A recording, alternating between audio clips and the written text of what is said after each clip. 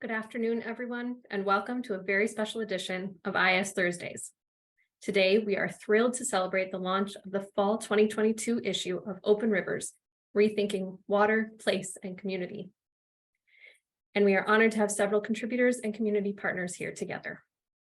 My name is Lori Moberg, and I'm the editor of Open Rivers and the project manager for the Mellon-funded project titled A Humanities-Led Environmental Stewardship, Place, and Community Initiative.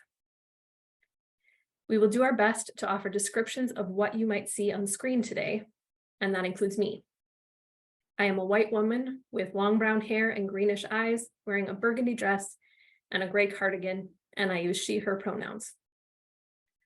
IS Thursdays is a regular event series that brings together a wide range of ideas, conversations, and viewpoints to the heart of the University of Minnesota, and is designed for scholars of all walks of life. Today's event would not be possible without the support of our generous partners and co-sponsors. Thank you to the University of Minnesota Department of English, the Department of Soil, Water, and Climate, the St. Anthony Falls Lab, the Water Council, and the University of Minnesota Libraries Publishing Services. I'd like to begin by acknowledging that I'm speaking from the ancestral and contemporary lands of Dakota people. Land acknowledgements are just a beginning for respectfully recognizing Dakota people's historical and ongoing relationships with this land and their sovereignty. The IS is actively revising our statement to concretely outline our commitment to working with tribal nations to affirm tribal sovereignty, reckon with this painful past, and counter historical and contemporary injustices. As the editor of Open Rivers, a journal that is intentional about the space we offer for BIPOC voices and perspectives, I am committed to advancing the IS's commitment to building an anti-racist and inclusive university that disavows white supremacy and racism. We consider the work of supporting communities of color as inseparable from supporting our Indigenous relatives and colleagues. Thus, in addition to starting by acknowledging this as Dakota land, it is important to acknowledge and denounce historic and contemporary forms of racial injustice that persist here in the city. Specifically, I begin today by standing in solidarity with the families of George Floyd, Dante Wright, Jamar Clark, and Philando Castile, whose loved ones have been killed by police violence in Minnesota. At Open Rivers, we prioritize supporting authors and publishing work that centers environmental and racial justice as part of our commitment to transforming environmental conversations. We recognize that environmental issues systematically and disproportionately affect people of color and low-income people, and we believe that sharing these stories of environmental justice and research is radical work and is part of the work of racial justice. We are committed to working alongside our relatives to dismantle the systems that seek to do harm, to facilitate the sharing of power, and to build a just university and a just community together. Before we get further into the program, I want to offer a few technical instructions for our audience members. All IS Thursdays, including this one, offer professional captioning. We recommend that online attendees view captions by clicking the Steam text link shared via the chat. We will have time for audience questions at the end of the event today. If you have questions for our speakers at any time during the event, you can enter them through Zoom's Q&A feature, which is located in the bottom Zoom menu bar if you are on a desktop computer, or in the top right menu if you are on a mobile device. You can submit your questions anonymously or add your name as you choose. Please know that in order to respond to as many questions as possible, we may occasionally combine related questions. While this is the last IS Thursday of the fall semester, please check our website or sign up for our newsletter to receive an announcement about our spring 2023 events. You can expect this in early January. Now I'd like to share just a little bit about Open Rivers before we get started. Open Rivers, Rethinking Water, Place, and Community is an open access, digital first journal of public scholarship, jointly produced by the Institute for Advanced Study and the University Libraries Publishing. Open Rivers brings together voices and perspectives of academics, community members, and professionals who share concern for our water futures. The journal provides a forum for critical conversation about the interconnectedness between ecological and social systems. Water is the lens through which we investigate the challenges of climate change, the struggles for environmental justice, and the ways we know and relate to the natural world. Today's IS Thursday event is an opportunity for us to spotlight our most recent issue titled Women and Water Confrontation, and in particular to learn more from several of the authors of one of the most popular articles in that issue, titled Storing the Floods, Experiments in Feminist Flood Futures. It is now my pleasure to introduce today's guests. Caroline Gottschalk Druschke is a professor of rhetoric in the Department of English at the University of Wisconsin-Madison, where she also serves as chair of Water at UW, an umbrella organization that connects water scholars across the UW-Madison campus and across the state. Gottschalk Druschke's research, teaching, and community work are centrally focused on the questions of how people change rivers and how rivers change people. Tamara Dean is a widely published author whose essay, Safer Than Childbirth, was recently appeared in The American Scholar and The Guardian. Her work has also been published in Creative Nonfiction, Orion, The Progressive, The Southern Review, and elsewhere. She's the author of a book on sustainable living titled The Human-Powered Home, and best-selling textbooks on computer networking. She has served on the boards of the Driftless Writing Center and River Alliance of Wisconsin. Eric G. Booth is an associate scientist at the University of Wisconsin-Madison in the departments of agronomy and civil and environmental engineering. He is broadly interested in the intersection between water, land, climate, and humans. His research approach is transdisciplinary and highly dependent on collaborating with colleagues and partners from a wide variety of disciplines, both inside and outside of academia. Nancy Wedwick is an educator, lawyer, organizer, grandparent, fifth-generation Coon Valley resident, and president of the Coon Creek Community Watershed Council, a nonprofit she and her neighbors formed in response to increasingly severe flooding in their region. Nancy ultimately sees her work as part of a movement to build collaborations within and across watersheds, and to imagine safer and more sustainable future for her community. Welcome, everyone, and thanks for joining us today. Our conversation today stems from the work that you all have been doing around flood recovery and healing after recurring floods in the Coon Creek and Kickapoo watersheds in southwestern Wisconsin. To get us started, I'd like to ask each of you to briefly tell us a bit about how you are connected to this work and why it's important to you. And Tamara, I'd like to start with you. Thank you, Lori, and thank you for having us here and hosting this roundtable discussion and getting the message about stories from the floods out to more people through the article and this discussion. My name is Tamara Dean. I'm a mid-50s white woman with shoulder-length brown hair, wearing a dark green sweater and wire-rimmed glasses, and I use she, her pronouns. And I'm speaking to you from Madison, Wisconsin, which is on the traditional lands of the Ho-Chunk people. Back in 2018, when the devastating floods hit southwestern Wisconsin, where I lived on one of those rivers, I was also on the board of the Driftless Writing Center. And the Driftless Writing Center is primarily an educational nonprofit. What we do best is help people tell their stories in writing, usually. We on the board had helped our neighbors clean up after the floods. None of us was particularly hard hit by the floods, but we wanted to do more than just lug soggy things out of basements into dumpsters. So we put our heads together and we thought, what we do best is help people tell their stories. So let's collect a lot of narratives from people who survived the flood. And in addition, we wanted to, help people tell these stories so that they could heal, because we knew about the research from Pennebaker and other people about how recasting our experiences in narrative form can really help us move on and heal from traumatic experiences.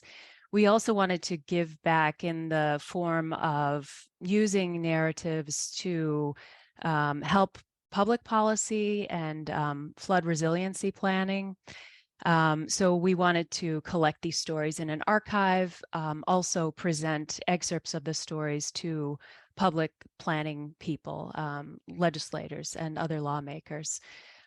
So we set out to collect hundreds of stories from people, and I can talk about the framework and methodology about how we went about that. But it quickly became clear to us that we would need more money and more time, more people, because we were all volunteer, this shoestring kind of nonprofit. So we applied for a grant from the Wisconsin Humanities Council. And as part of that application, we needed to have a humanities expert. And someone connected me with Caroline, who was the perfect partner. And once she got involved with her students and the university, then things really took off a lot faster. So I'll hand it over to Caroline with that. Thank you, Tamara, and thanks to you, Lori, and everyone at IAS for having us. My name is Caroline Gottschalk Druschke. I'm a professor in the Department of English at UW-Madison. I use she, her pronouns. I'm a white woman with a nautically themed sweater and bright blue glasses sitting at home. And yeah, I think so often of the email that I got from Tamara in late 2018 saying, hey, we're working on this thing and we need someone to sign on to help us get some money to try this thing. Would you be interested? And my answer just was immediately like, yes, this sounds incredible. And how interesting that I can be in a position to be of service to that project in any way whatsoever was kind of what I went in with it thinking.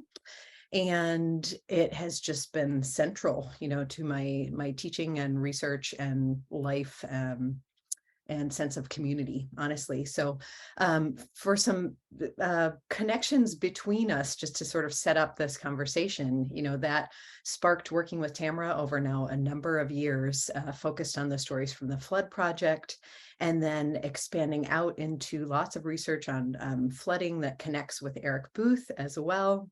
Eric, I had actually met back in, I think, 2015, we figured out at a workshop where we were both brought in as kind of people from away who were just there for a day to get together and started talking with each other and realized we had a lot of overlapping interests. And then when I wound up at UW-Madison in 2017, we started working together in southwestern Wisconsin, thinking about stream restoration and flooding. And that's in part what I think led Tamara to be connected with me on the Stories from the Flood Project. So that sort of loops our work together.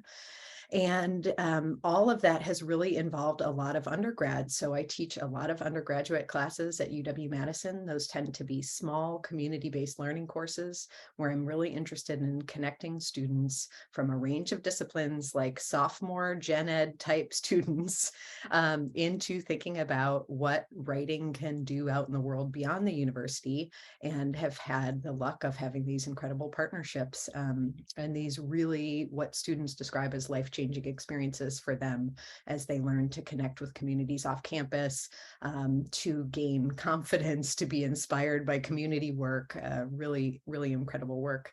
And all of that really led into starting a conversation with Nancy and the Coon Creek Community Watershed Council about a year ago now, just thinking how we might work together.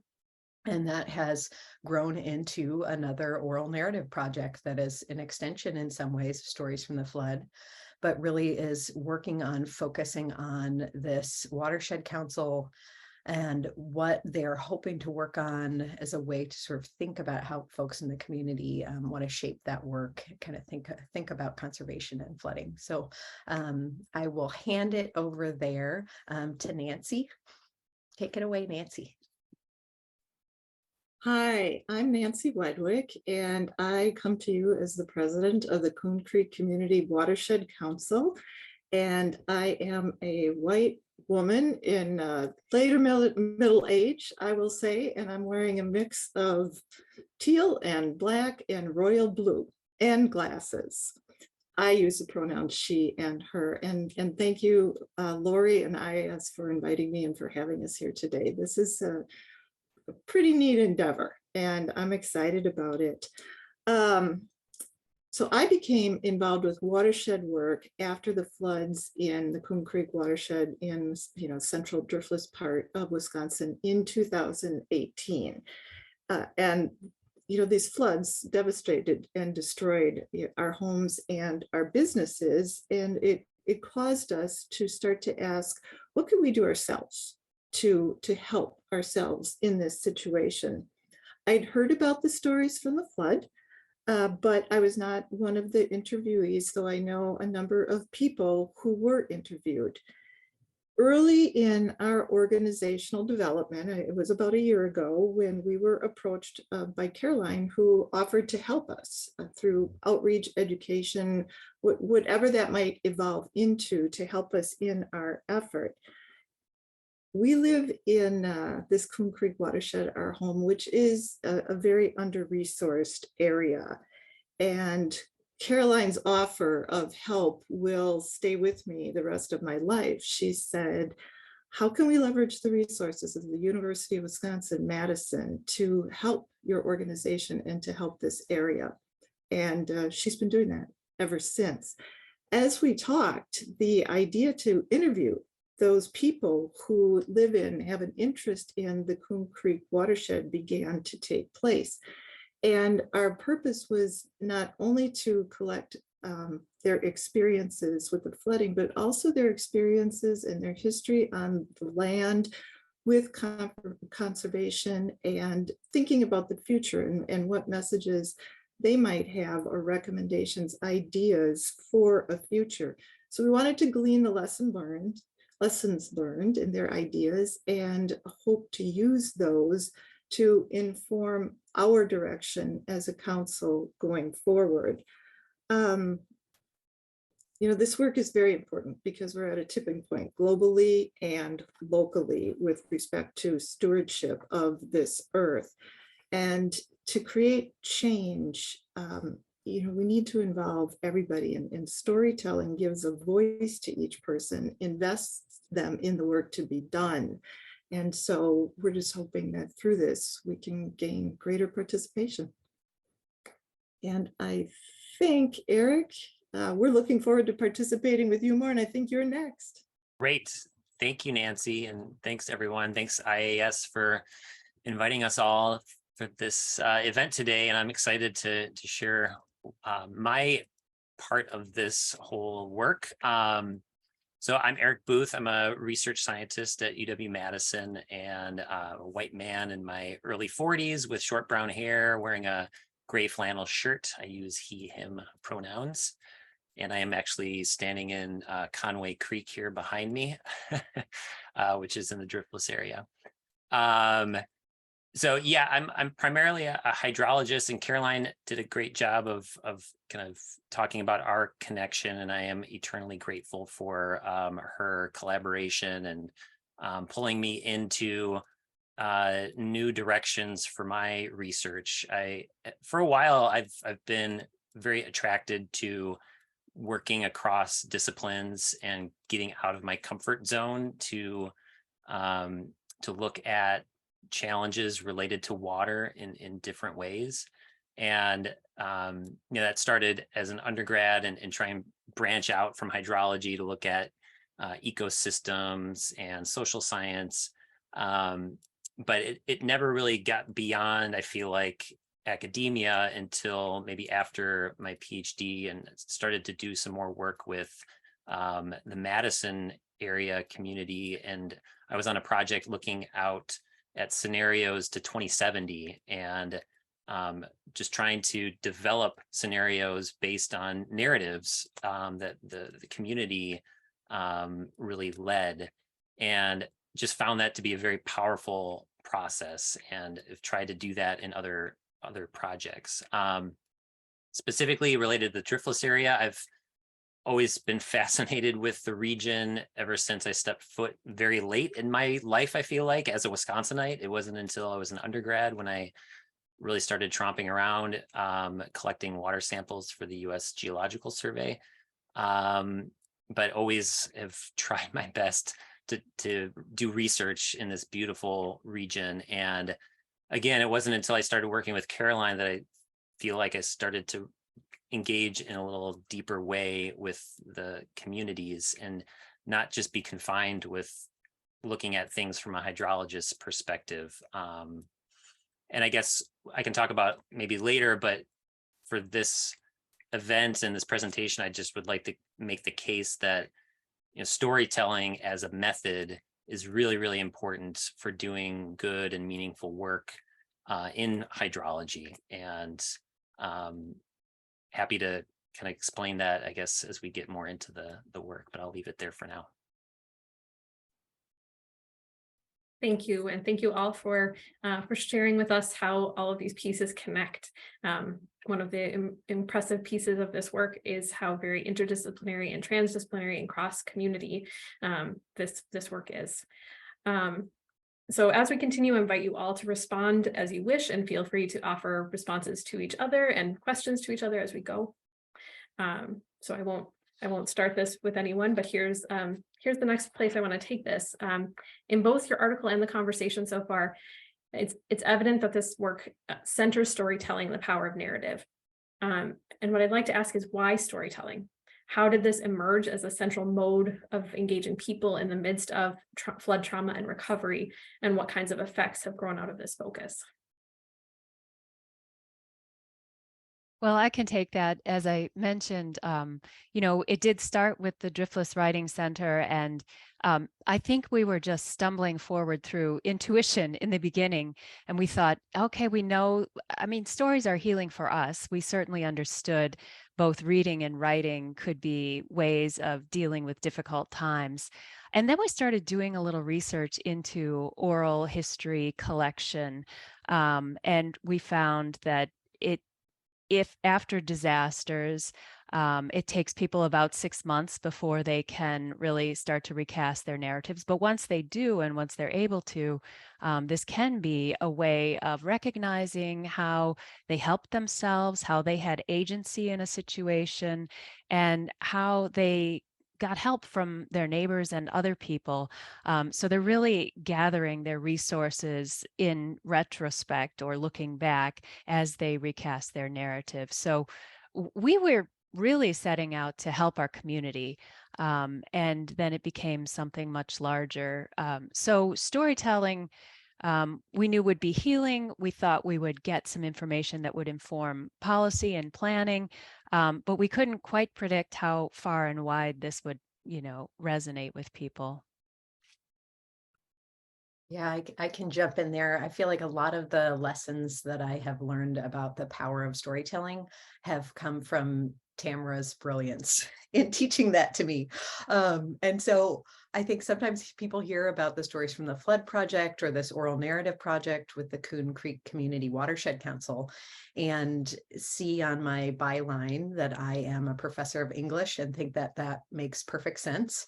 But in fact, I don't study literature. I don't even really study writing. I'm in a subset of folks in the discipline who are focused on rhetorical studies, which is sort of related to public discourse and how words have power in the world, and really think of myself as a water-focused person, that's kind of where my disciplinary home is, if there is one. And have a lot of training and background actually in freshwater science, along with the more humanistic pieces. And I think part of me was sort of running from the humanist in me a little bit, because I am so drawn to really understanding these, river systems and flooding and streams and how is this working.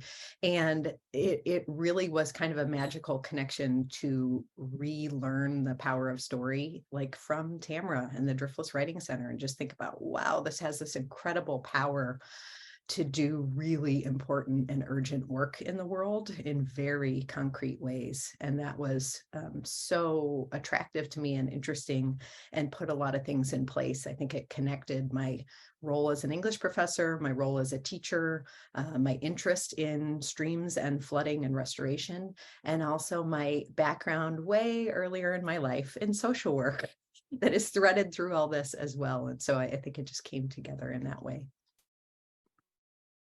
And I want to add that we really, we had some prompts. We trained our facilitators who were the story collectors. We researched oral history as it's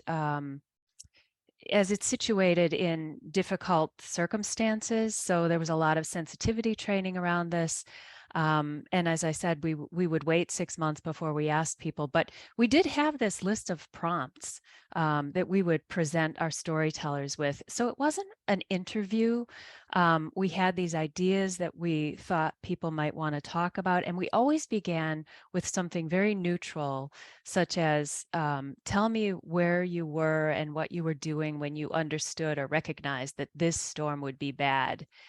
And so people who might have been reluctant or thought they didn't have a story to tell could at least answer that. And then we would ask them about some details that stood out to them and what they told friends about the experience. And it led to, hours of conversation, even though people had initially been reluctant to even participate. I think that they and we, the facilitators, both left feeling this sense of relief and catharsis as they had been finally able to tell their stories in full, and we had been witness to that. And it was really touching how people trusted us with their stories.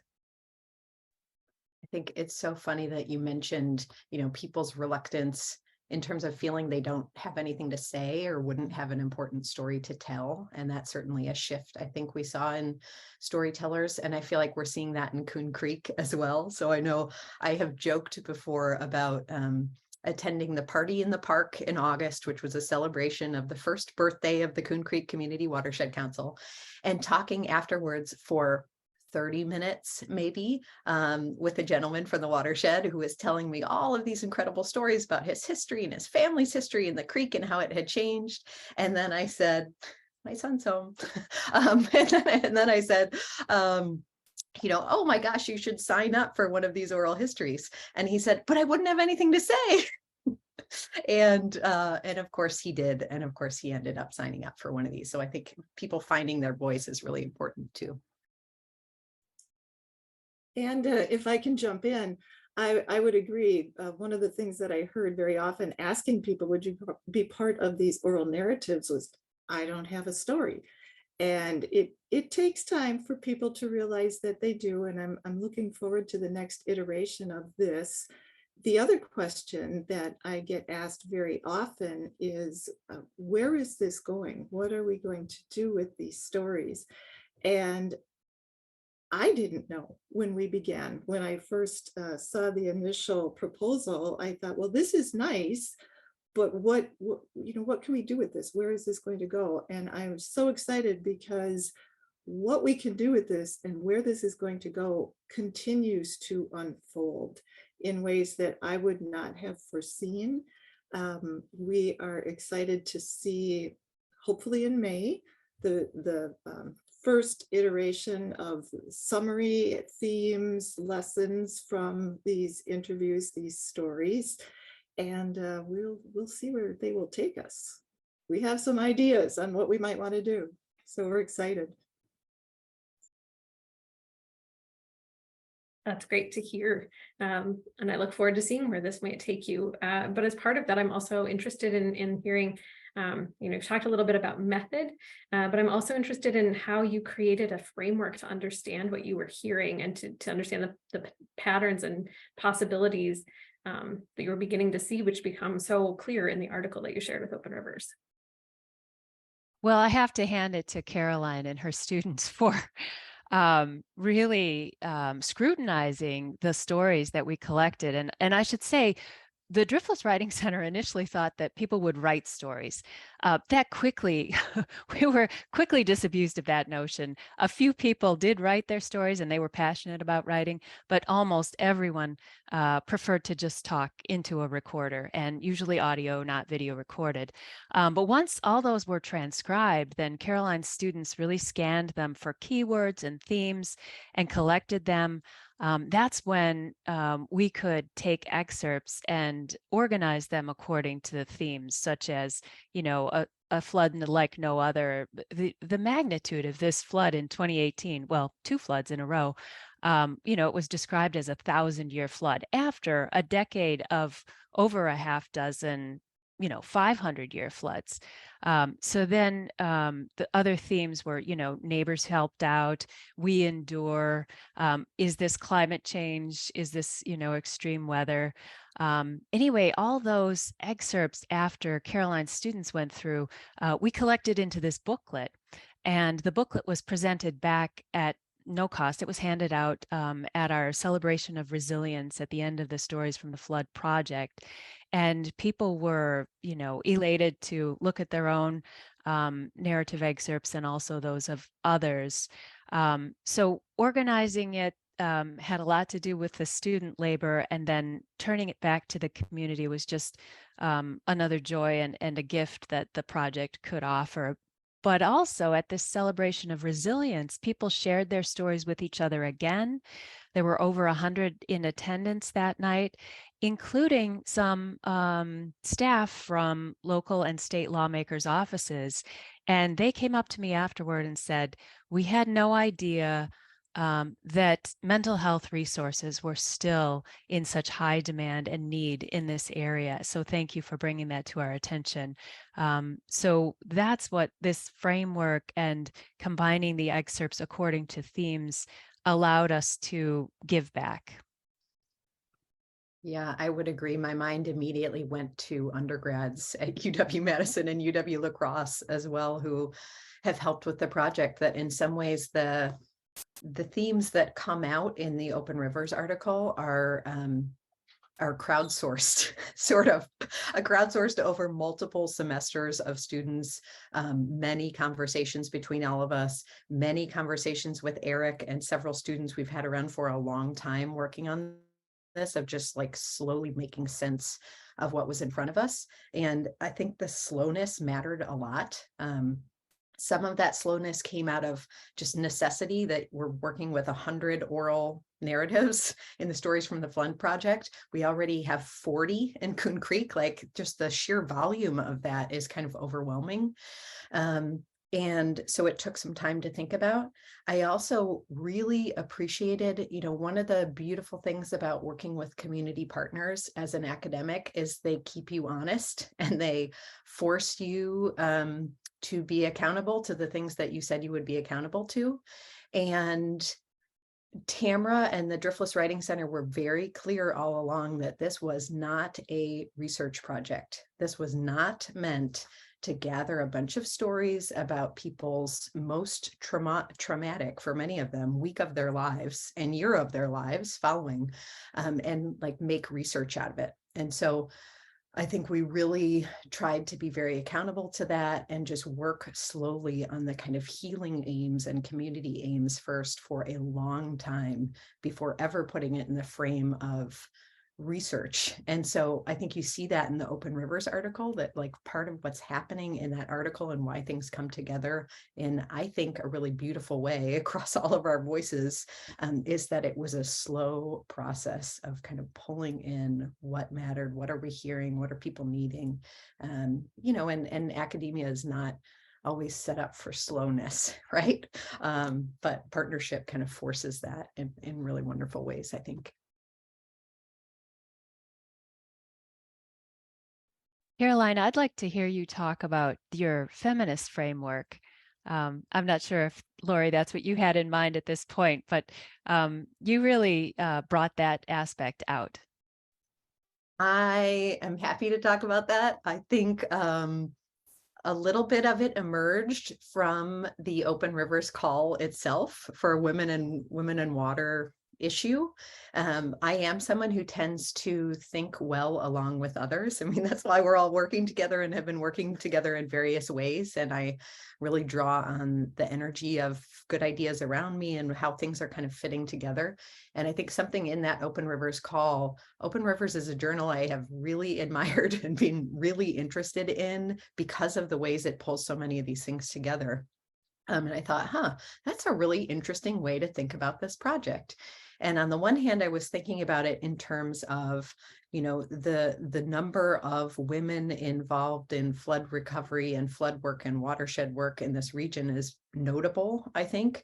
But I think maybe more importantly in some ways, or certainly just as importantly, thinking in this feminist framework became a way to think about, to think against hierarchy and to think about experimentation and all of this tactical work that's going on. Nancy said in her introduction that one of the things that really drove the Coon Creek Community Watershed Council to come together last year was to think like, how can we help ourselves? What can we do? Kind of like waiting for federal support, state support that is not necessarily materializing, like what can we pull together? And I started to think about, wow, how many stories in Stories from the Flood where people talked about that of just like, I made it work. I went to a neighbor's house, like we hauled buckets out in a bucket brigade. We did this, we cooked, we cleaned, we just like scrapped it together.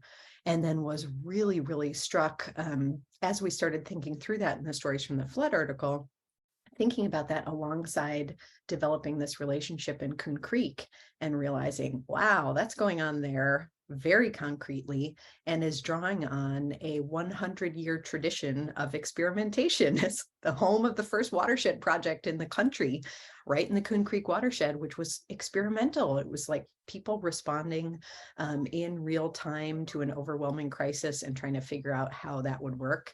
And a lot of that I learned from Eric, first of all, who is an amazing historian, an amazing reader. And then that certainly came to life in talking with folks in Coon Valley. But Eric, I feel like you know that story so well and tell that of just like that approach to trying to figure it out and make it work in the region.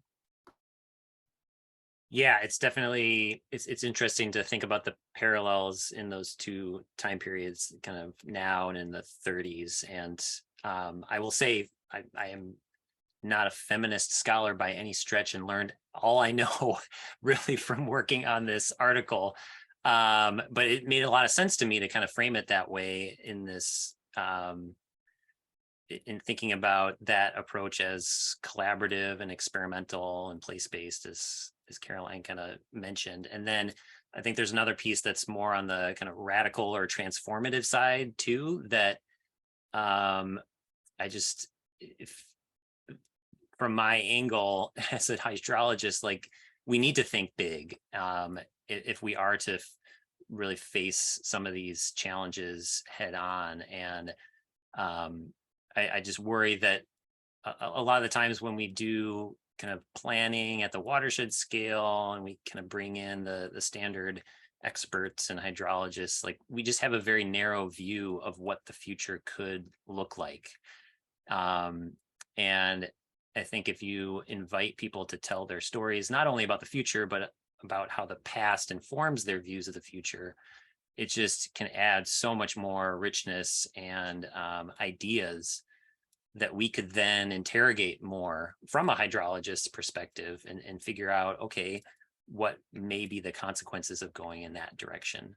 But there's, the history is, I think, littered with examples of there just being too narrow of a focus from kind of the experts in the room on how to fix some of these problems, and they lead to unintended consequences. So I really view that as a very powerful kind of value from storytelling. That's kind of a practical, I guess, value in helping to generate scenarios that we can then try and model maybe with some of our hydrology tools. But it really does include more voices too, and that's super important to do. Eric, you made me think when you were talking about watershed planning on a watershed scale. That is one of the things that in Coon Creek we do want to do. We do want to have some watershed planning happening. And when I first started reading about what those plans are like, they are very scientific. And it is all the scientists who come in and develop the plans. And so that is one of the things with the storytelling, with the narratives that is unfolding for me, which is as part of this watershed planning process, of course, one of the things that needs to happen is all of the research, reports, studies that have happened in this area. We need to collect all of those, put them into a matrix so we can understand where the gaps and analysis data, all of that is. And I had to wonder if narrative has ever been collected before as part of creating a watershed plan on that scale. I know that it will this time, because we're doing it and we have this opportunity to learn from that as well, provide a context, if you will, maybe for some of the analysis and data that you have.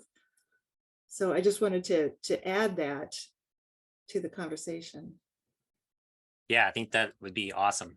Entirely appropriate to have those kinds of things in a watershed plan.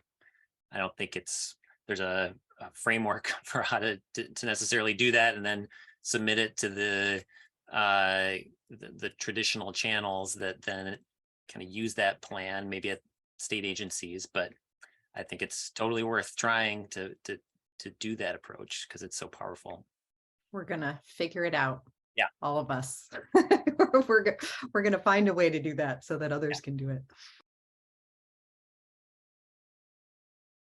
As you're thinking about these watershed plans and the sort of intersections of watershed planning, which I hear Nancy, and I would agree, it's often very scientific and without human perspective.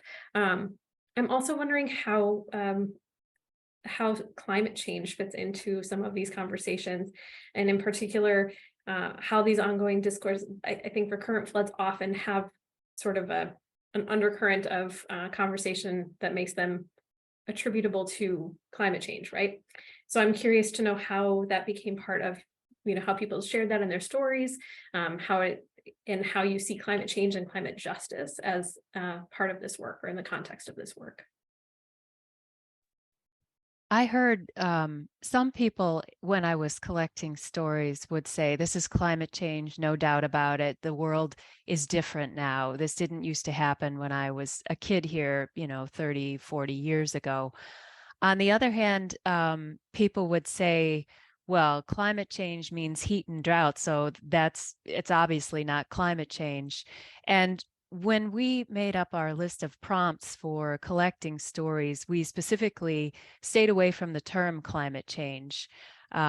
So a lot of people also said, well, we've always had big floods. This is just another one, and it'll never happen again, because this one was a 1,000-year flood. So we just listened and collected that information, the stories. But people do know when you talk about climate justice, people in these valleys that flooded are well aware that they are being considered, in a secondary or tertiary way when it comes to planning resources and emergency resources, and even not necessarily the amount of money that's allocated to a township, for example, that's been affected by multiple floods, but the timing, it just takes so long. People get discouraged and disheartened and simply give up trying to get help. We heard that quite a bit too. So I think that the Wisconsin did a climate change impact study that has shown that this part of the state would be impacted by more frequent and severe flood events. So whether or not people who were telling us stories acknowledged that or understood that, they certainly knew something was different, and they also knew that they were not given priority in all cases when it came to aid or planning.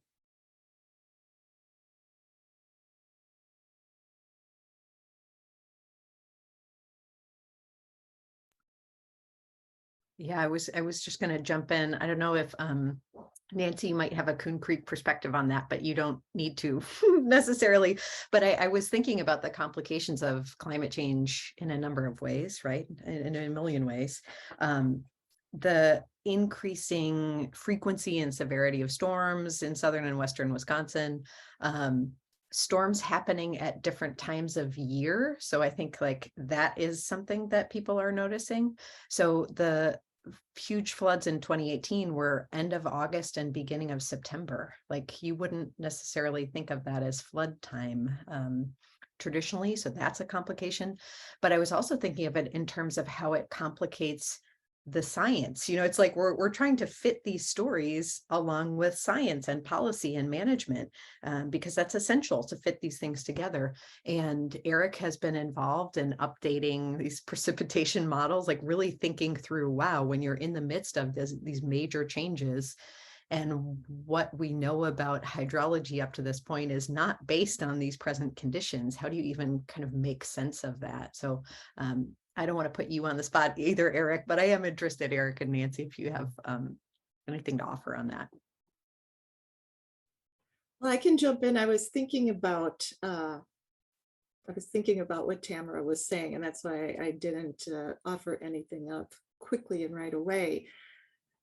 We are in this emergent situation very much here, and not just here, all over the world. And the winds are changing, and anecdotally, I'll say we notice where I live many more storms coming out of the east rather than other directions. So everything is unfolding as we go. Do we speak in terms of climate change in the Coon Creek watershed? It depends upon with whom you're speaking and the audience. Sometimes climate change is very popular. Other times we revert to extreme weather events. And other times it can be just the right thing to say that we are experiencing this. This is what is happening. You can rely on the facts as we go. And it's also important to consider with that climate justice. I mean, we still have roads that are in disrepair here. We still have buildings that are empty or flooded. We lost businesses, people lost homes, very definitely under-resourced. And that, these two things combined, these emerging situations combined, really does push you to think about the necessity of speaking in terms of climate change, and also, again, asking yourselves, what can we do to help ourselves? Because Caroline, as you said, the help doesn't come for months. You do give up looking for it, and you just find a way to be resilient and figure out what you can do. And that also has given us hope. I know it gave me hope personally after our experiences, because I found out there is something you can do. I found out there's a menu of things that can be done, and to tie things together with the storytelling, with the narratives, I'm hoping that people will also come to that realization, other people, and realize that there are actions that they can take, and maybe have that sense of hope and hear that call to action. Yeah, thanks, Nancy. And maybe what I'd add to that on the climate side of things is I clearly see this as kind of a tip of the spear of the climate change adaptation story, and places like the driftless area are, I think, a little bit more susceptible than others just because it's so steep. And I think we've seen in the news other similar areas, maybe in Kentucky, other more mountainous areas. Water just tends to be a little flashier as it runs off into the streams and rivers in these steeper landscapes. So I just wanted to make sure that was mentioned as a unique challenge, I guess, in terms of the upper Midwest. It is steep. And then there is maybe disagreement about the term climate change in the region, but certainly on the justice side of things, I think there's more agreement that there's just a lack of resources in these rural communities.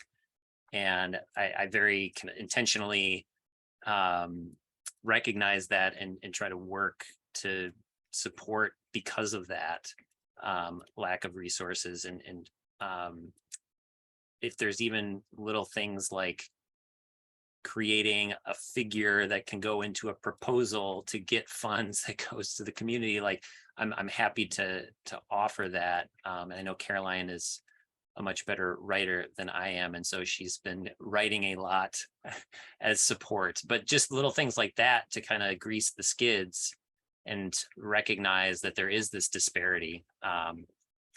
That's just something that we've been actively involved in.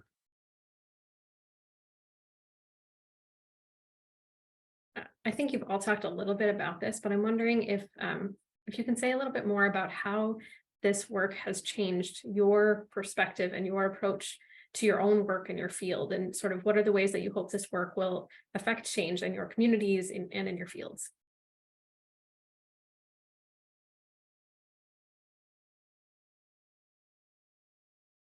And I guess I can go first, and I mentioned it earlier, but I feel like it might just be odd for a hydrologist to talk about storytelling. And so I'd like to, again, offer the argument that it needs to be more normalized. And maybe one of the other things I'll mention is I think there is some unrecognized power that scientists and hydrologists, I guess, specifically have in these sorts of conversations about planning for the future.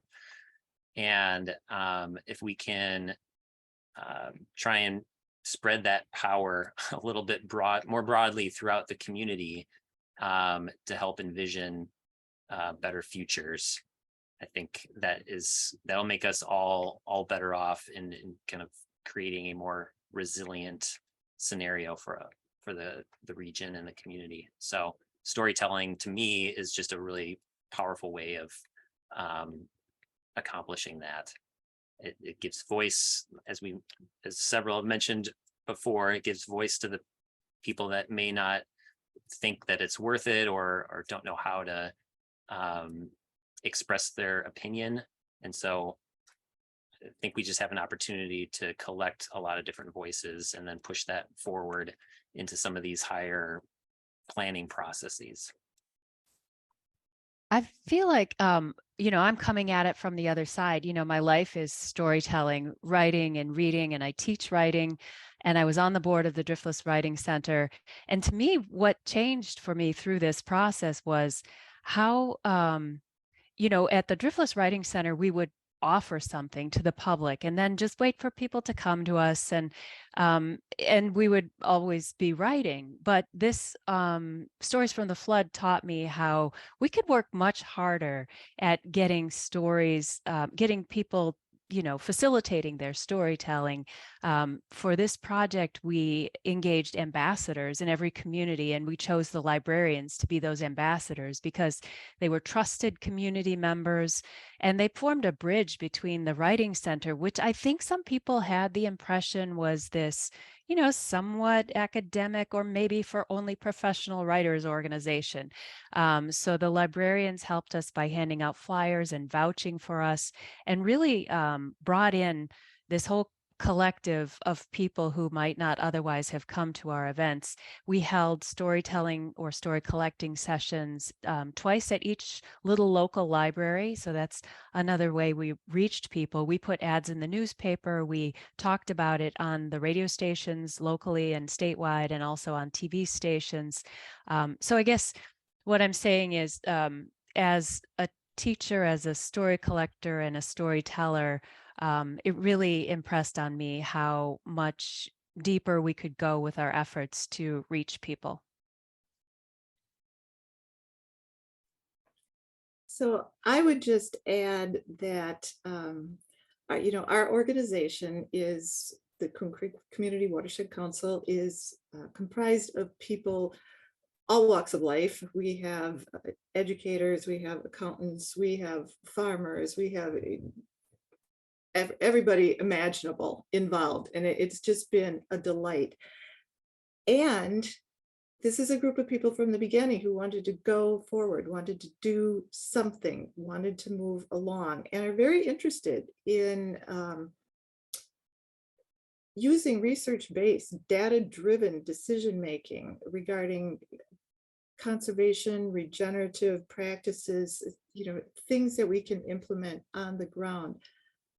When we first started this, I never would have dreamed that storytelling and narratives would provide the way for us to connect and coalesce around this effort, but it really does. And it's an ongoing story.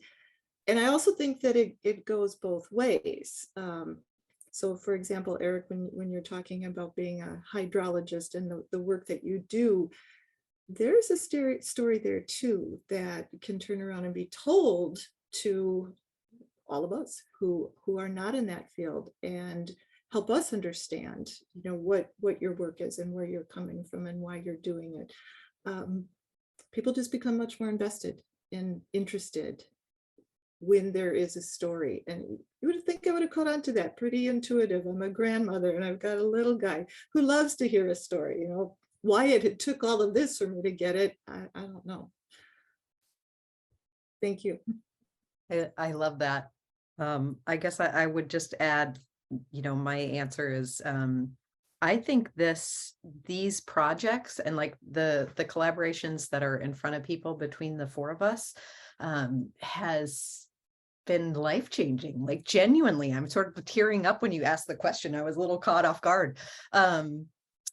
Just that this work pulls so many threads together in so many meaningful ways that made my career have more purpose. Honestly, like it just really sort of things fit into place in a way. And I think one of the things that it forced me to focus on was like how desperately I needed community and relationships with people. And I was new to Wisconsin when all of this work started, and in many ways have built more relationships with people in southwestern Wisconsin than in Madison, that it's like a community that has been welcoming, and also that expects accountability in ways that I think I really respond to, of like, oh, I need to show up and do my part because everyone else is going to show up and do their part. And also just in terms of kind of like an academic take home, really, really has made me kind of fight for the power of relationship building and slowness in a structure that just doesn't do that very well.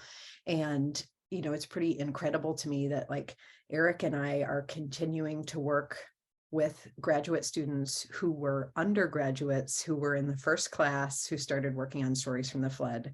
So Ben Sellers and Sid Weidel were in that first class where I showed up in August of 2019 and basically said to the class, I don't really know what we're doing, but I think it's going to be great.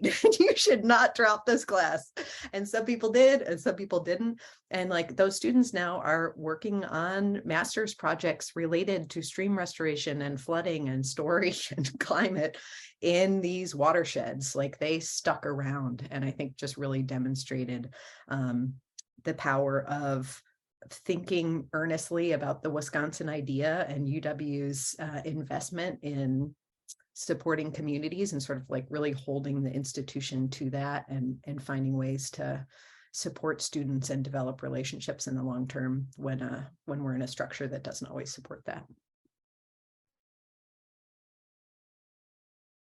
Love hearing all of that.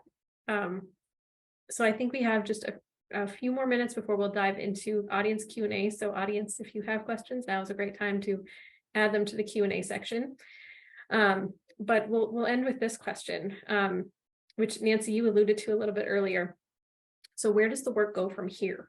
What is continuing to emerge, and how are each of you continuing to and changing it and moving it forward? Well, I could start because I'm excited to see this work moving forward. Tamara, thank you for conceiving of it and for getting it started. When I first heard about it, I had no idea that I would become involved in a later iteration of it, and this is very exciting. I see it informing the work that we are doing, and the work that Eric does and that Caroline does, and the work that we could do collaboratively together. In fact, now I wonder how any of that work could be done without this component, right? This human component, which is so much a part of this whole experience. So I'm very much looking forward to being able to collect more narratives just as part of whatever the project is that we start to work on. I think it's going to be very, very important. And Eric and Caroline, thank you for sharing your resources with us and offering to work with us to help address this situation, this emerging situation that we have.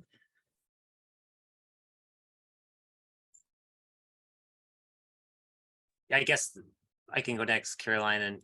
And definitely the next steps are related to, I think one of the questions that somebody mentioned too in the Q&A is how to incorporate these stories into scientific understanding or models. And I will admit, like, that's still a really big challenge to try and bring everything, all these ideas into kind of this narrow world of science that has limitations with its understanding of the world and its modeling tools. And I guess I'm just constantly trying to improve our capability to kind of incorporate some of those ideas.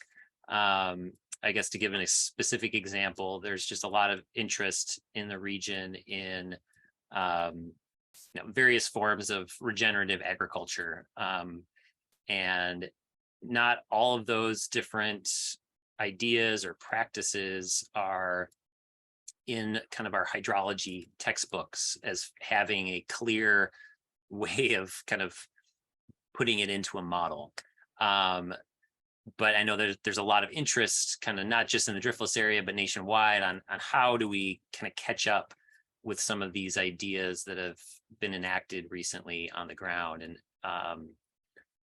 driftless area agriculture has just been a hotbed of ideas for a long time related to improving soil and water. So yeah, I guess it's going to be an ongoing challenge, and I'm excited to keep working on it and keep the ideas flowing. Yeah, and Eric and I are working together on a National Science Foundation funded project where Eric is being modest.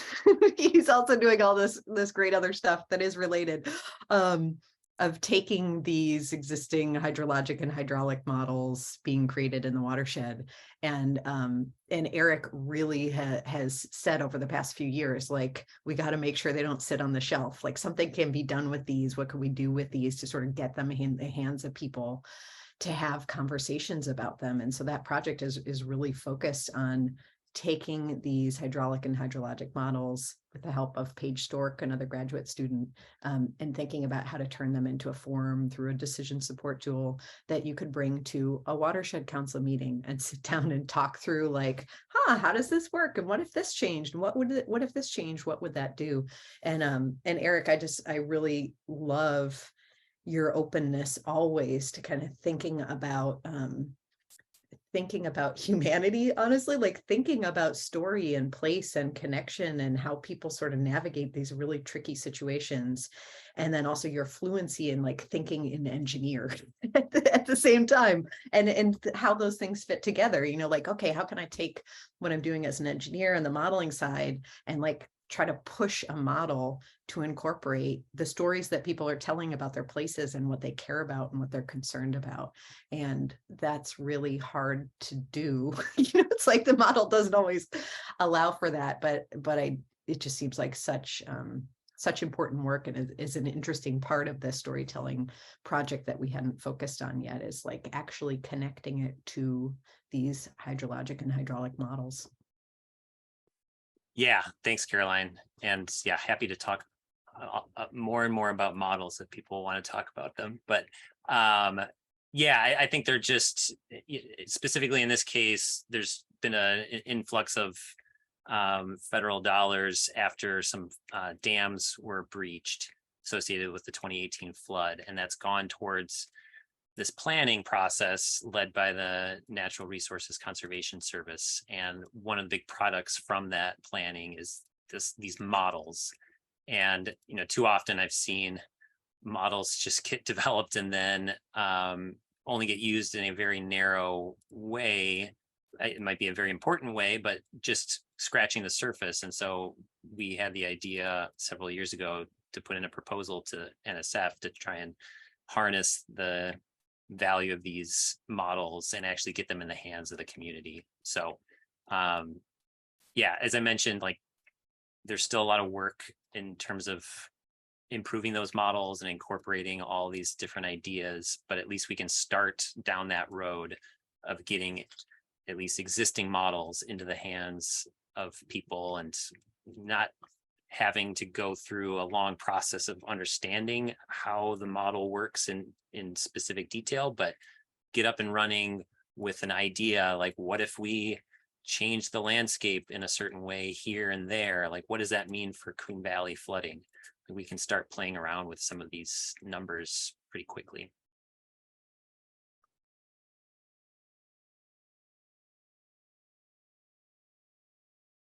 All right. I just wanted to add that it will be brilliant when you figure out how to integrate those narratives with models, hydrologic models, and it will, you know, be a template for so many other projects around the country. So I'm back here applauding you. Thank you for doing that great work. That leads us into one of the Q&A questions, which I think, Eric, you were referencing, but I'm going to read it out and ask if there's anything else that you would like to add to this. So the question reads, how open do you think planners and scientists will be to concerns and ideas that arise from these stories? Any fears that they will be dismissed as anecdotal? Yeah, I think so. There's a couple of components to that. Like, certainly local knowledge is super important, and especially in an area like the driftless area where I feel like a lot of things are just hidden behind forests on these steep hill slopes, and so knowing people's lived experience and local knowledge should never be dismissed, I guess, you know, no matter where you are, but particularly the driftless area. So yeah, I don't think anybody would dismiss things like that. I guess I think more about ideas for what the landscape could look like, you know, 30 years from now. I think there's just a lot of interest in pushing hard on new forms of agriculture potentially in the area and keeping farms on the landscape. And I don't think people who are not from the area consider those as realistic options sometimes. So it's important to see that as a local possibility and push as hard as possible on like what that actually looks like in a model to give people an idea of in a direction that things could go. Yeah, I would agree. And I wonder too, I think there is some power in accretion of stories. Like I don't think that you need 150 stories to be better than 5 stories. And yet I think it was very visible at that November 2019 celebration of resilience, for instance, when we had a booklet that represented maybe 70 storytellers at that point, and you had 100 bodies in a room, and you had representatives from different offices there to see that. It was like, oh, we can't dismiss this. You know, we're just hearing like story after story after story of the need for mental health resources, and story after story after story of the difficulty of accessing recovery funds, and story after story after story of cleanup. And so there is power in a group coming together, that even when everyone's stories are distinct and everyone has their own story, there is some power in sort of pulling them into an archive together. And I think we're already seeing that in Coon Valley as well. Is like, you can't really ignore that when you're hearing thing after thing after thing after thing from a community. So I think that's an important piece of this as well. I maybe just add one more element. I think it's related to the question, but I think sometimes the hydrology community can be kind of I don't know, insensitive to some of this trauma, and also the kind of deep connection to place that communities have. And a hydrologist may say, like, well, we just need to buy these people out and get them out of harm's way. And, in a lot of situations that might make sense and people are willing to do that, but it should not be assumed that that is the only option. And it's going to be easy for everybody involved. Like, I think the stories have talked about that in a lot of different ways of how connected people are to their place and how difficult it is, even though they recognize that they are in harm's way, how difficult it is to move, especially if they're not getting any support to do that move, and other options just don't feel right. So I think there's a lot of things to learn from reading those stories that just bring a little bit more empathy and humility to somebody that's thinking about managed retreat from a very technical level. I think there's another question that sort of relates and maybe comes at this question of anecdotal evidence a little differently.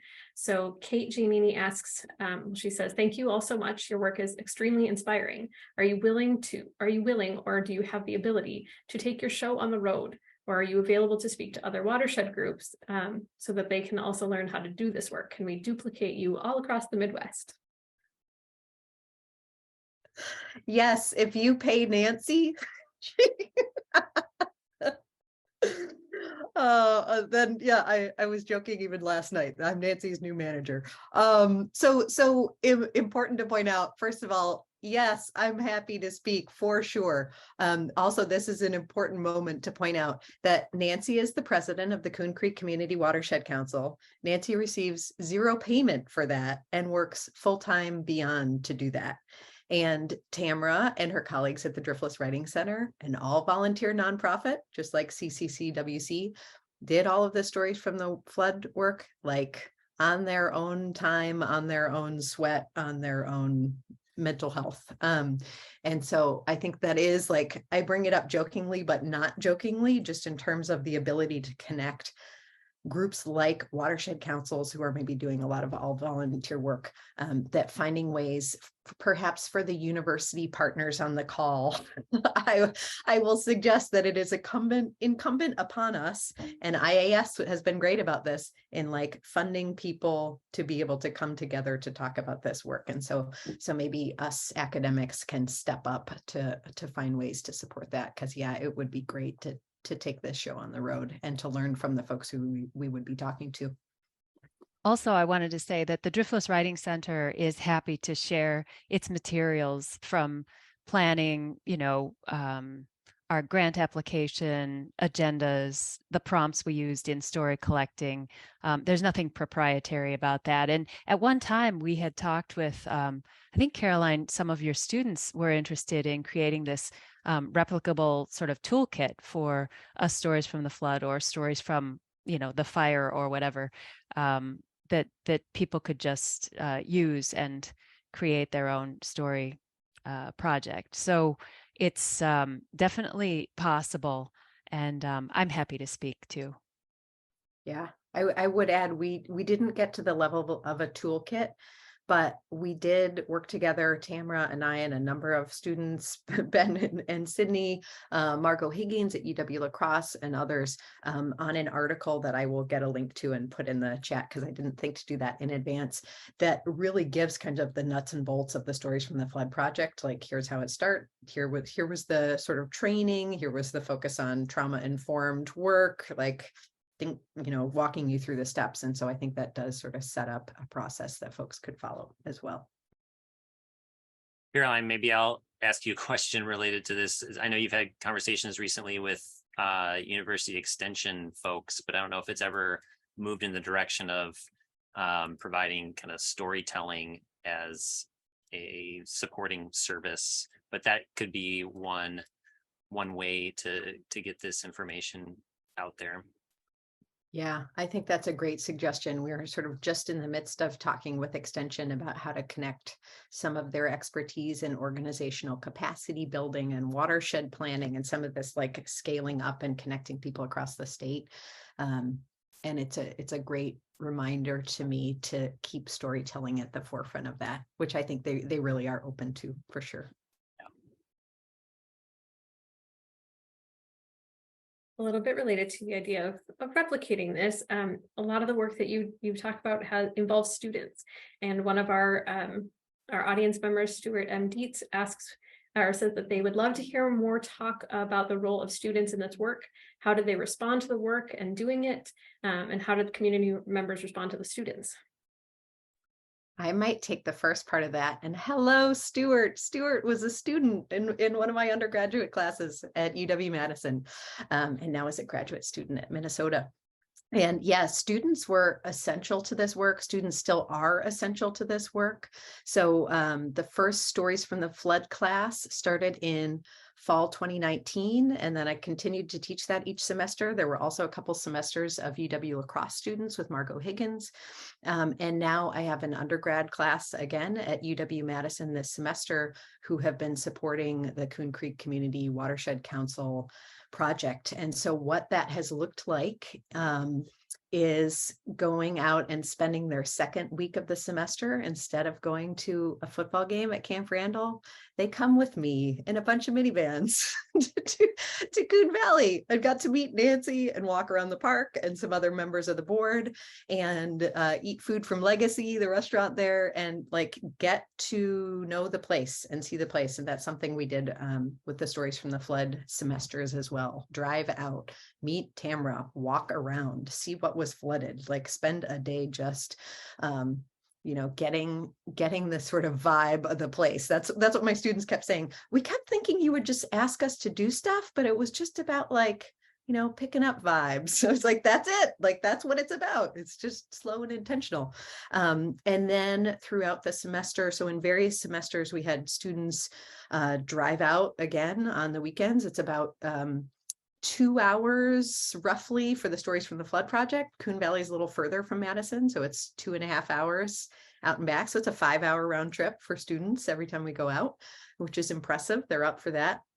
And so gathering oral narratives, like recording oral narratives, also doing a lot of the sort of back end work to create this archive. So things like Tamara mentioned of listening to hours and hours of oral histories and just taking notes on what they're hearing and making sense of what they're hearing, doing some creative projects based on those, writing up oral history indexes, because those were needed by the UW Lacrosse Murphy Library Oral History Program, which has archived all of the Stories from the Flood stories, and we'll be archiving all of the Coon Creek stories as well. So there's just a lot of machinery that nobody sees that's necessary to keep a large project like that going. We had a number of undergrads involved with Julia Buskirk and others to help create a story map that I think we can link into the chat, that takes snippets of audio from Stories from the Flood and sort of connects them on the map so you can see where people were affected by flooding and kind of the places that they are talking about. And so all of that work happened with the support of largely undergraduate students and some grad student support as well. So they've really been instrumental to that, I think, in very pragmatic and functional ways. I guess I will also say we had our second to the last class today. So we're almost done in the semester at UW-Madison.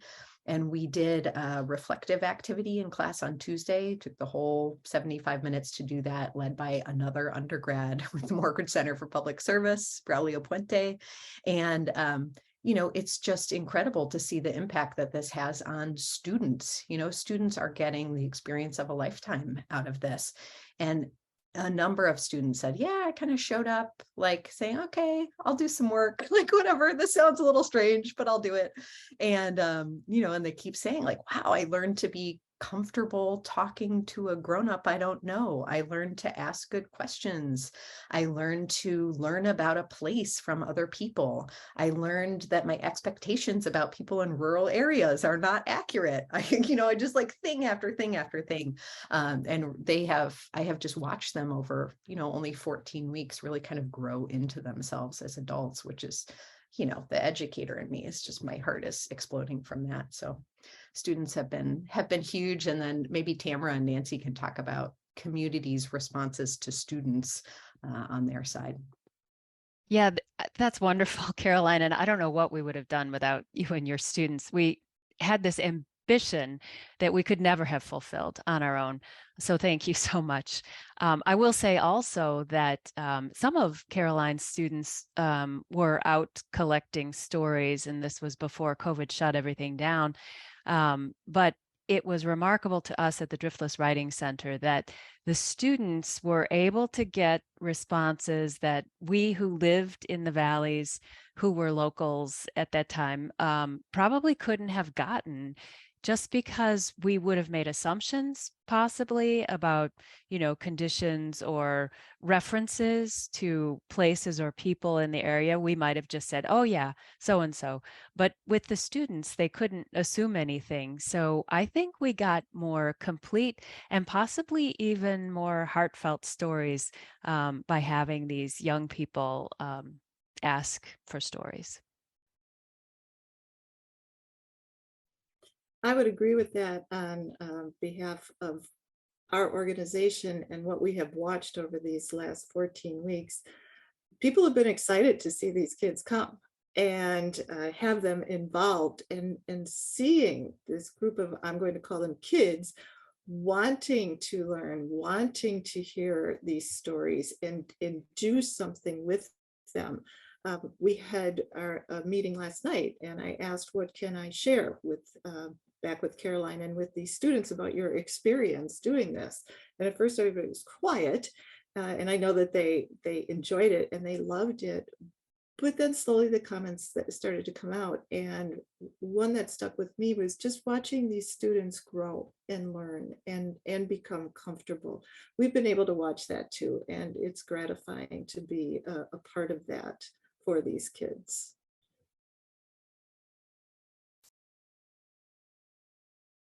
It's great to hear that, and I hope that others, I hope people here at the University of Minnesota are inspired to think about these possibilities here too. I'm going to combine a couple of questions here, so bear with me. So people are asking, has flooding and these conversations through the stories, have they changed the way that people talk about climate change? Have they changed how people think of the flood place and place within it? And that second piece is from Joe Underhill, and he says, I'm thinking about the idea of fluidity and mobility and people's ability to move out of the flood prone areas and how folks are thinking about those different choices as well. So choices and also discourses.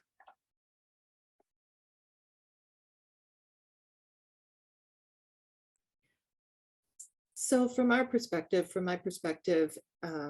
as part of this council, I am being cautioned less about speaking in terms of climate change. At the beginning, I was, different people cautioned me, just don't use that phrase, use extreme weather events, and just talk about the facts. But not that long ago, somebody said to me, just go ahead and say climate change. We can start talking about that. And so it has changed the conversation, but it's a slow process. When it comes to just moving people out of the way or getting people out of harm's way, or thinking in terms of things like managed retreat, there has not been a lot of conversation that I have heard regarding that. I don't think people are looking at this whole situation as, I have to find a new place to live. Granted, a few people have moved, homes destroyed, a few people have moved, but on the whole, it struck me earlier. In fact, I couldn't respond when Eric, you mentioned about managed retreat and how scientists think about that and how easy it is to say. But when it's you who's being affected and told by whomever these people are that are making decisions that you need to move out of the way, that kind of hits a person pretty hard and is pause for thought. So one approach that I have been taking when talking to people and talking with their council is holding up a couple of books. and one is Stan Trimble's book. Somebody's probably got a copy of it because I won't get the title right, but it's the history of all of the soil erosion in the driftless area. And the other is The Creeks Will Rise, and I'm not going to come up with the author's name right now, but I hold the two books up and I say, if we don't follow the lessons learned here in this book, this is where we're going to be. And I'm not getting the sense that people are ready to give up just yet. I think there are things that we can do. I found it kind of heartbreaking to listen to people talk about the possibility of moving in some of these villages where we collected stories such as Viola and Reedstown. There really wasn't space to move up the hill. You know, the municipal boundaries are just along that river on the, on the banks of the river. And then there's private property up on the higher ground. And also, as Nancy mentioned, people, these are their homes. They don't want to move. And finally, they need money to move. And a lot of them put all their retirement into their house. So they might be hoping for a buyout, but even if they got a buyout from the government, it wouldn't equal what their house was purchased for or what their retirement ought to be. So for those reasons, I think naturally they were reluctant to address or confront the idea of climate change, because that means, wow, they really should move, but how can they? They're just in a really tough situation. Yeah, I think these are such important points, and I would maybe add to them on I think the second part of the question, or the second question, was also kind of about fluidity and dynamism, which is sort of at work here as well. Is like thinking about making space for the river to be dynamic, but also thinking about the infrastructures and lives that people have built over 5 generations, for instance, in Nancy's family and longer. It is a really sticky wicket, right, to think through and deal with in ways that are humble and empathetic, as Eric was saying. But I was thinking a little bit just on the sort of dynamism and fluidity question caught me, because I think a lot about that. And I think about that in terms of river systems, but I also think about that in terms of people and their responses and organizations and what that means. And I actually think that sort of gets us back around in some ways to the feminist method. Why is this a feminist flood method? What are we talking about here? That I do think stories have a power for unsticking things and places and ideas and people. And I know Eric and I have spent hours and hours talking about that over years of like thinking about hard infrastructure and like really black and white responses to here's what should happen. Here's the expert opinion about what should happen and how sort of fixed and static that can be. And I think stories and the nuance that they have sort of allow for some of this fluidity. It kind of unsticks some of the things that we assume to be the case and maybe opens up some potential for transformation. Eric was saying radical transformation, but like personally as a community on the landscape, that all of those things sort of fit together. And I think we're seeing, the Coon Creek Community Watershed Council is this fluid, dynamic organization. It's like this group of people that coalesced of like, oh, I'm interested in that. We need to do this. Let's try this. Let's do that. Let's do it this way. That to me is what is so exciting and interesting, is just like being able to be so responsive and creative. That seems like that has a lot of power in some really important ways, for living good lives together. So.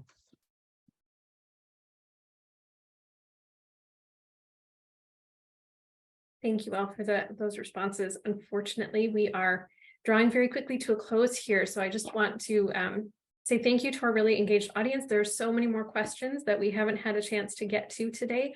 And we're very appreciative of your thoughtfulness, and we will share those with the presenters so they get to see them as well. And I also want to say a heartfelt thank you to all of you, to Tamara, Nancy, Caroline, and Eric for joining us today and for sharing sharing all of this with us, and to the IS for all of the work that you've done to make this event possible today. And with that, I'll say one more piece, which is if you're interested in learning more, please check out the recent issue of Open Rivers and the article called Storying the Floods, Experiments in Feminist Flood Futures, which is part of that issue. And you can find that at openrivers.umn.edu. And you can also find several links in the chat that will take you to the story map content that has been part of this work about stories from the flood as well. So please take a look at all of those pieces. And thank you again for joining us today.